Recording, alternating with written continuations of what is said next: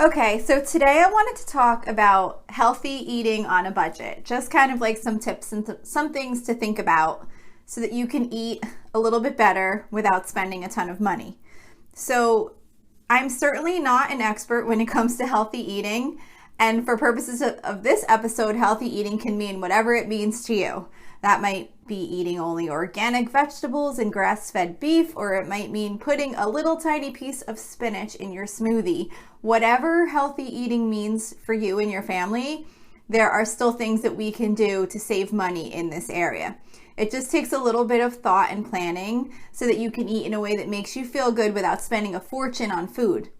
So depending on the food you choose to eat, maybe spending less of a fortune, because some foods are just very expensive and some foods are just more expensive than others. But by putting in time in planning, you can reduce that cost even with things that are more on the higher price end. So of course, one of the first tips in any saving money on food is planning your meals. I'm a huge advocate for meal planning. And even if you don't like to stick specifically to what you're going to eat every single night, it can still be helpful to have an idea of what you kind of want to make during the week, because it allows you to make sure that you have the ingredients on hand to make the meals that you're going to be eating. Even if you don't say, specifically what you're going to be making each night of the week, just having a general idea allows you to grocery shop so that you can purchase what you're going to need. Because when you don't have what you need to cook the meals you want to cook, or if you don't even know what to cook, it can be really tempting to just cook up a frozen meal or order out or, whatever. When you meal plan, you can decide on the types of meals that you want to be eating ahead of time, and planning ahead usually leads to healthier choices and deciding at the last minute when you're already really hungry and out of time to make the best decisions. Another thing to think about is to be mindful of when you plan to eat fresh produce. One of the most important things to consider when including fresh produce in your meals for the week is when you plan to use them. It's best to plan to make meals that include fresh produce as close to the time when you go food shopping as possible. And also make sure to take into consideration which produce goes bad quicker and try to plan to use those things sooner.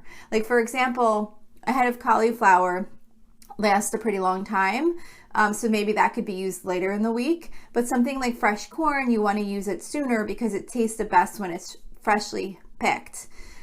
Fruits that will be used as snacks and things like that aren't like actually part of a meal, you want to make sure that you put them where people can see them and prep them if needed. Like if something needs to be done for them to be edible, just get them prepped, because there's nothing worse than finding fruit that is rotting in your fridge because of where it was placed, that no one could see it, or because it was not prepared in a way that people were willing to just grab it and eat it. You also want to prep your food. Like, the more work that has been done to a food before you purchase it, the more expensive it's going to be. So doing the work yourself will allow you to buy more food for less cost. So for example, chop up the butternut squash yourself instead of purchasing the cut up chunks. Cut up a watermelon when you're ready to eat it instead of buying the pre-cut container. In addition to being more expensive, pre-cut fruits and vegetables, they go bad quicker. So just by buying the whole food and cutting it up yourself, you're going to save money because it costs less because someone didn't take the time to cut it up for you. And it'll be less likely to go bad as quickly because once something is cut up, it really needs to be used more quickly.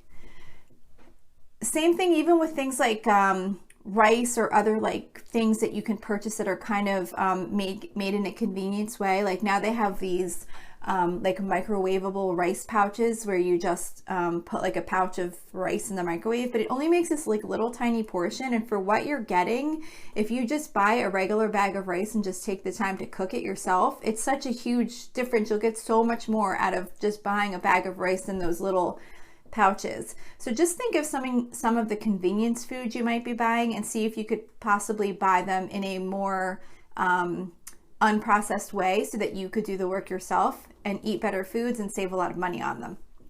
Even like with cheese, if you consider buy a block of cheese instead of shredding it, instead of buying shredded cheese and then just shredding it as you need it, it's going to taste better, and it's less expensive to do it that way too.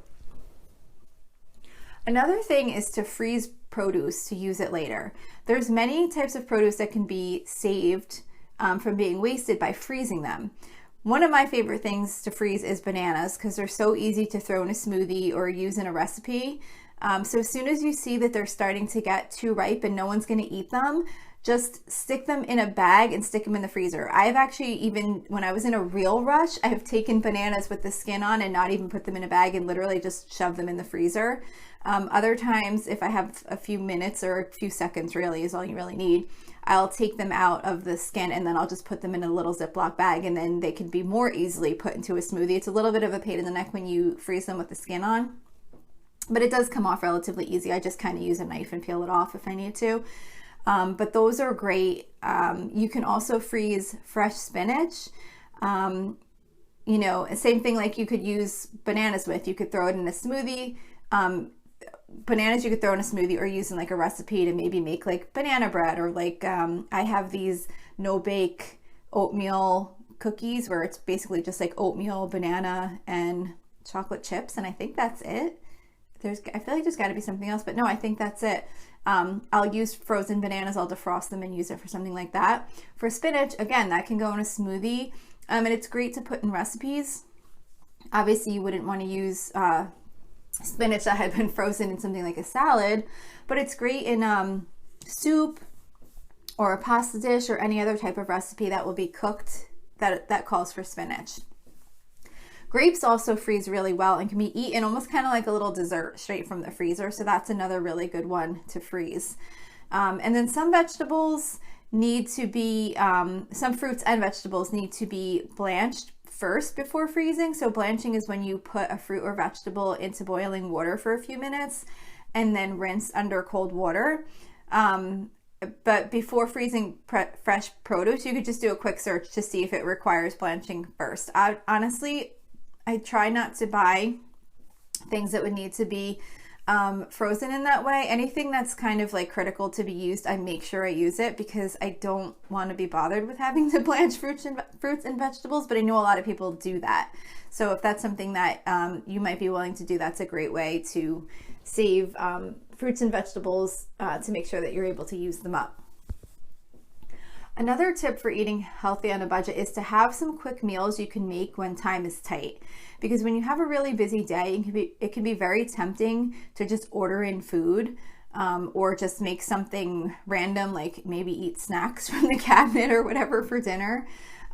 For the most part, food we cook at home is going to be healthier than the food you order from a restaurant. Of course, it depends on what it is that you're ordering, but generally, if you're ordering out a quick meal, then it's usually going to be a little bit less healthy than what you would make if it was something you were going to prepare at home. So you can have some things on hand that you can make when you need to have a quick meal. Some things that you can even have on hand in the freezer could be things like chili or pasta sauce or pre-made pulled pork or pulled chicken or French dip. Cooked rice can be used in like a quick stir fry with frozen vegetables. Pre-made meatballs, taco meat, prepared uncooked meatloaf. You just defrost it and bake it in a pan. Marinated chicken or marinated steak that you could just throw on the grill. These things do require a little bit of prep ahead of time to be prepared for those quick nights, but if you do that, you'll have something that you can just pull out and cook. And something like chili or even the pulled pork or pulled chicken, you don't even really need to be too prepared in pulling them out in the morning.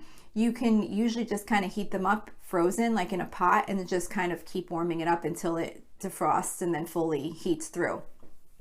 And those are the kind of things that when you're cooking those meals, if you make a chili or you make pulled pork or something like that, you can save a portion and freeze it, and then that way you have it set aside. Or maybe if you're making meatballs, you can make extra and freeze some. If you're making sauce, make extra and freeze some. And just by having some of those things in your freezer, those can be something that you can use when you have a really tight timeline for getting food together on a particular week or night or whatever. But you do need to do a little bit of pre-planning by having those things set aside in advance, and then sometimes, depending on what it is, you might need to take it out in the morning in preparation of that evening. But if you just take a little time to think ahead, it will give you something to eat without having to order out food, which is also more costly, as well as usually not being as healthy as what you're going to make at home. But you do want to make sure that you use up those foods that you freeze. You don't want to make extra foods and freeze them and then not use them. So if you are not having a particularly busy time and you're not thinking of making sure you use up those quick meals, it's not going to be helpful, because now you have food that might sit in the freezer too long. So you still just want to make sure that you plan to use those, even if you're not having a particularly busy time right now. Maybe just make them for a lunch or for like a quick dinner when you just want to have an easy night. But you do always want to make sure that you plan to use up the food that you freeze. Otherwise, it's going to wind up going bad or getting freezer burn or whatever. And then even without freezing food in advance, there's many quick meals you can prepare instead of ordering out. Some examples might be something like breakfast for dinner, or soup and grilled cheese, tacos, pasta with jarred sauce, fried rice, hamburgers. Like, there's so many meals that you can cook up pretty quickly, and they're going to be healthier and more budget friendly than having to order out or making a TV dinner or something like that.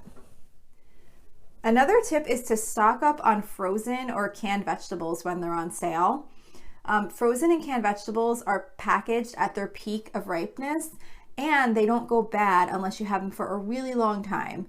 So you can use them any day, anytime, any day of the week. And they do often go on sale, so you can stock up a little bit and always have some on hand. One of my favorite things to have on hand is those frozen vegetables, like the steam fresh kind that you can just throw in the microwave for like 5 minutes without really having to plan out anything at all to use them. I usually just open the freezer while I'm cooking the rest of the meal and see what vegetables I have that'll go with whatever it is I'm cooking. So those are really super convenient. Same thing with canned vegetables. You could open up your cabinet and pull out a can of corn and put it in a bowl and microwave it, and you're good to go. So any of those frozen or canned vegetables can be really great to add to meals, and it's going to add more healthy options, and it's not something that you have to make sure you use relatively quickly before it goes bad. Another tip is really try not to cook too much food. While it's great to have leftovers, you want to make sure that they're going to be eaten. It does take time to figure out the right balance of having enough leftovers to be used for a quick lunch or leftover night without having food that won't get eaten. When we make too much food, especially if it's every time we cook, we can end up with too much food in the fridge for leftovers, and leftovers only last for so long. So if you're accumulating them too quickly, you can end up with more leftovers than can even be eaten. If you find you have too many leftovers, you can consider maybe having a leftover night to try and use them all up. Sometimes what I'll do is, if I have leftovers of a side dish the night before, I will maybe just use that side dish again instead of making whatever it was I had planned to make that night. Because limiting food waste as much as possible is important to eating on a healthy budget. Eating healthy on a budget. Because when you throw away food that you paid for, it's like you're throwing away money. So you're basically wasting money that you could be using to buy more healthy foods to eat. So you really want to be careful in balancing how much you want to cook if you do plan to have leftovers and you want to have leftovers, but not overdoing it so that you have more leftovers than what can possibly be eaten in your house. And one last tip, don't feel pressured to make new recipes. Sometimes it can feel discouraging to cook meals at home if you feel like you need to be cooking different recipes all the time. There's nothing wrong with cooking what you like and what you know how to cook on a frequent basis. Some people make new recipes all the time, and some of us just cook the basics that we know how to cook. If you like what you're eating, there's no need to feel like you need to always be trying new things. You can just consider having a basic plan for what you're going to make, and then if you choose to swap out something, one of your standard meals for something new, you can go ahead and do that, but at least the pressure is off if you don't happen to find something that that's new that you want to try. So it's more about just making sure you have something to cook that's relatively healthy for your standards and that you like to eat, and not worrying about constantly searching for new recipes all the time. So that's it for today. I hope this was helpful. Don't forget, you can always email me with any questions or suggestions at lolasfrugallife@gmail.com. You can follow me on Instagram and Facebook at lolasfrugallife. You can find blog posts for each of my episodes on my website at lolasfrugallife.com. And you could join our private listeners group at facebook.com/groups/lolasfrugallife. And if you enjoy the show, please make sure to subscribe on Apple Podcasts, Spotify, YouTube, or wherever you listen from. And I would really love if you would screenshot the show and tag me on Instagram so I could see that you're listening. Also, if you can please take a couple of seconds to rate and review the podcast, that would be so helpful to me. That is what helps the podcast audience grow because it shows my show to more people that are looking for something similar to this. So that's it for today. Thank you so much for listening, and I hope you have a really awesome day.